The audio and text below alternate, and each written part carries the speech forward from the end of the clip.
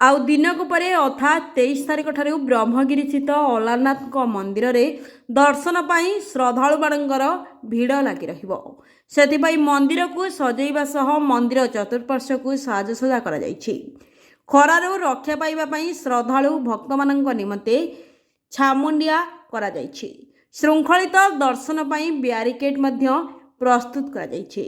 एठारे उल्लेखयोग्य जे स्नान मंडप जगन्नाथ बलभद्र सुभद्रा स्नान करिबा परे श्रीमंदिर रे अनवसर घरे रहिथांती। एही समय रे साधारण दर्शनार्थी श्रीजीव मानक दर्शनरू वंचित होइथांती। एथि निमंती ब्रह्मगिरी स्थित अलारनाथ मंदिर को जाई अलारनाथ को दर्शन करिथांती। अनवसर बेले अलारनाथ को दर्शन कले कोटि जन्मर पुण्य मिलता है बोली कथारे अच्छे। Bureau report Odisha digital.